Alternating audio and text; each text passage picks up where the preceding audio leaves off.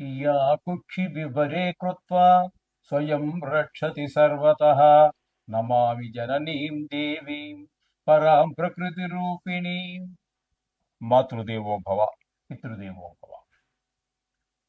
ఇప్పుడు మనము ఫిబ్రవరి నెల 16వ తారీఖు నుంచి 28వ తారీఖు వరకు 2026వ సంవత్సరం గోచార ఫలితాలు, పక్ష ఫలితాలు ఏ విధంగా ఉంటాయో సశాస్త్రీయమైన పద్ధతిలో తెలుసుకునేటట్టు ప్రయత్నించేద్దాం.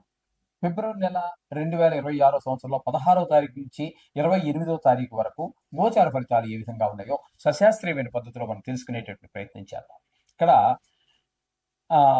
కర్కాటక రాశి వారికి ద్వితీయ స్థానంలో కేతు గ్రహ సంచారం జరుగుతోంది. ఇది శుభ పరిణామములు కలుగజేయదు. ధనానికి ఇబ్బంది ఉంటుంది, మాటలో కొంచెం కఠినత్వం ఉంటుంది. అలాగే నేత్ర సంబంధమైన వ్యాధులు ఉన్న వారికి కొంచెం ప్రకోపించేటటువంటి అంటే ఎక్కువ అయ్యేటటువంటి అవకాశం కూడా ఉన్నది. అలాగే కుటుంబంలో కూడా ఆహ్లాదకరమైన పరిస్థితి గోచరించుట లేదు కేతు గ్రహ సంచారం ద్వితీయ స్థానం వలన. ఇకపోయినట్టయితే సప్తమ స్థానంలో కుజుడు ఒక 8 రోజులు, తదుపరి అష్టమ స్థానంలో ఒక 5 రోజులు సంచారం చేస్తున్నారు. ఈ కుజుని యొక్క సంచారం ఈ 7వ స్థానంలో కానీ 8వ స్థానంలో కానీ శుభ ఫలితములు ఇవ్వజాలదు.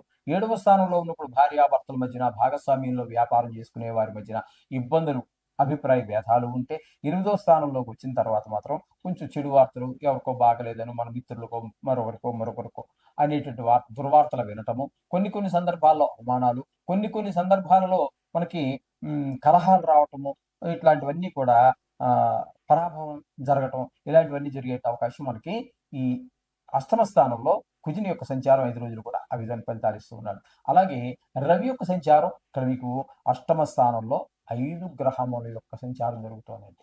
ఈ అష్టమ స్థానంలో ఒక్క శుక్రుడు తప్పితే,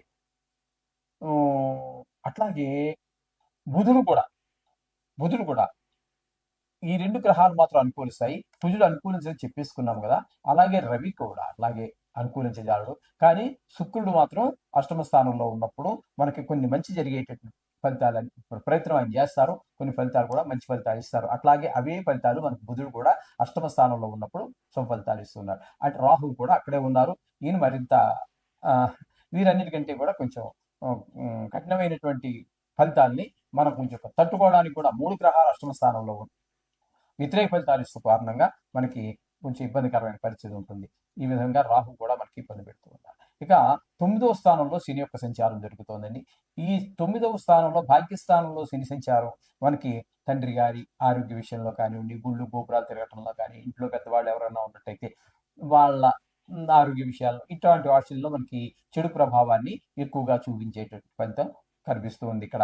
ఇకపోతే మనకి గురువు యొక్క సంచారం ఏ స్థానంలో జరుగుతోంది, అది కూడా వక్రించి మనం యథాస్థాన ఫలితాన్ని చెప్పుకుంటున్నాం. కాబట్టి 1000 స్థానంలో ఉన్నప్పుడు గురువు ధనం ఏమవుతుంది, అయితే ఆయన శుభగ్రహం కాబట్టి ఆ ఖర్చు అయినటువంటి వ్యయం ఏదైతే ఉందో అది మనకి మరొక దానికి ఉపయోగపడేటట్టుగా ఉంటుంది. అది మంచి పనులకి ఖర్చు చేయడం జరుగుతుందండి.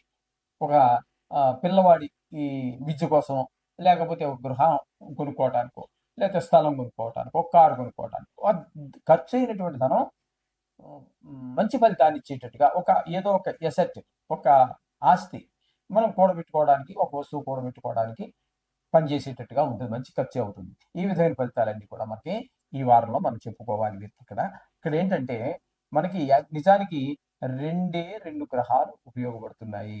ఎవరంటే బుధుడు, శుక్రుడు 2 గ్రహాలు మాత్రమే మీకు ఇక్కడ అనుకూలత ఉన్నది. మిగతా గ్రహాలన్నీ కూడా కొంచెం ప్రతికూలంగా ఉన్నాయి. అయినా సరే 13 రోజులు ఇది కూడా గోచారము. దీని ప్రభావం ఎంత నిష్ణాతులు ఏది చెప్పినా కూడా 10 నుంచి 15 మించి వెళ్ళడానికి లేదు, రాదు. కాబట్టి దీని గురించి మీరు కంగారు పడదండి.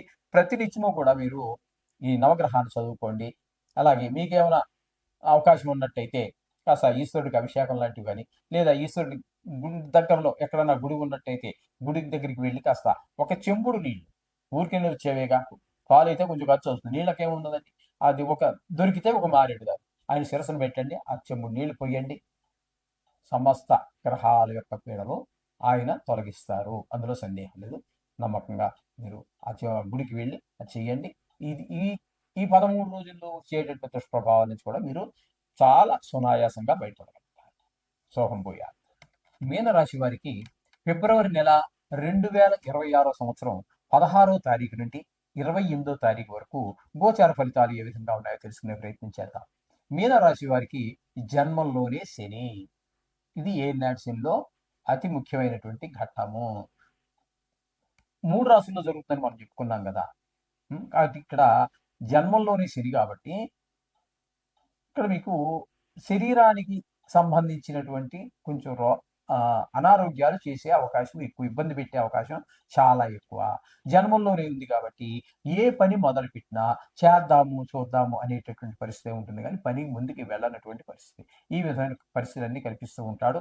ఇందులో పెట్టిన అపజయాన్నే మనకి అందించే ప్రయత్నం చేస్తూ ఉంటాడు శని భగవానుడు. ఇకపోతే చతుర్థ స్థానంలో గురు సంచారం జరుగుతోంది. అదే వక్రగతిలో ఉన్నారు. ఏదేమైనప్పటికీ కూడా చతుర్థ స్థానంలో గురు సంచారము గోచార రీత్యా శుభ ఫలితములను ఇవ్వజాలరు. ఓకే. ఇకపోతే 6వ స్థానంలో కేతుగ్రహ సంచారం జరుగుతోంది. 6వ స్థానంలో కేతుగ్రహ సంచారం మాత్రం శుభ ఫలితాలు ఇస్తుంది. ఆరోగ్యం బాగుండే విధంగా చూస్తారు. రుణాలు ఉంటే తీర్చగలుగుతాము, లేదా రుణం కావాలి, రుణం పుడుతుంది. మొత్తం మీద డబ్బులకి ఇబ్బంది లేనటువంటి పరిస్థితిని కేతు భగవానుడు మనకి అందిస్తూ ఉన్నారు ఇక్కడ. ఈ విధమైన పరిస్థితి. కొంతమంది ఎందుకో అప్పుడు దాకా శత్రువులుగా ఉన్న వాళ్ళు కూడా మనకు మిత్రత్వం కోసం వాళ్ళే ప్రయత్నం చేస్తూ ఉంటారు. ఈ విధమైన ఫలితాలన్నీ కేతుగ్రహ షష్టమ స్థాన సంచారం వల్ల కలుగుతూ ఉంటాయి. ఇకపోతే ఏకాదశి స్థానంలో కుజుడు ఒక 8 రోజుల పాటు సంచారం చేస్తూ ఉన్నారండి.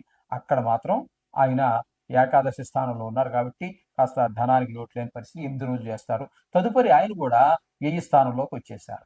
ఈ వ్యయ స్థానంలోకి 5 గ్రహాల యొక్క సంచారం జరుగుతోందండి. అవి ఏంటంటే కుజుడు ఒక 5 రోజులు, అలాగే రవి 15 రోజులు, 13 రోజులు, శుక్రుడు 13 రోజులు, బుధుడు 19 రోజులు, రాహు మొత్తం సమయం అంతా కూడా 7 గ్రహాలు. ఇందులో మనకి యోగించేటటువంటి గ్రహం ఏది అన్నట్టయితే ఒక్క శుక్రుడు మాత్రమే 12వ రాశిలో యోగించేటటువంటి ఏకైక గ్రహం. కాబట్టి ఒక్క శుక్రుడు మనకి యోగకారకుడు అవుతున్నాడు, కేతు ఒకడు యోగకారకం అవుతున్నారు. కాబట్టి 2 గ్రహాల యొక్క అనుకూలత మాత్రమే మనకి.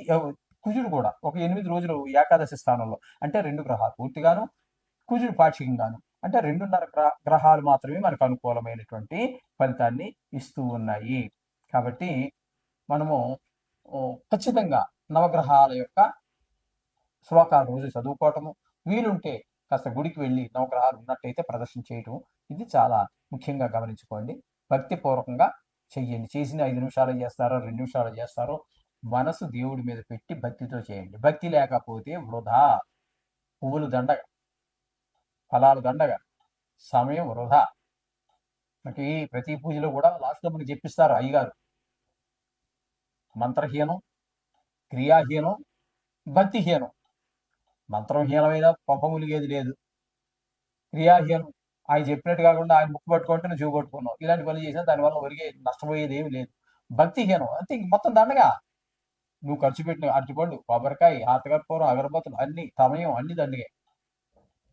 నువ్వు ఆ పూజ చేయడం వల్ల ఏంటంటే పంతులు గారికి ఏవో నువ్వు ఇస్తావు చూడు దక్షిణ, అది ఒకటే ఆయన లేదు లాభం అంతే. భగవంతుడికి కానీ నీకు కానీ ఏమి అక్కడ ఒరిగేది ఏమి ఉండదు. చేత భక్తి అనేది చాలా చాలా చాలా ముఖ్యమైనటువంటి విషయం, గమనించుకోగలరు. శుభం భూయాలు.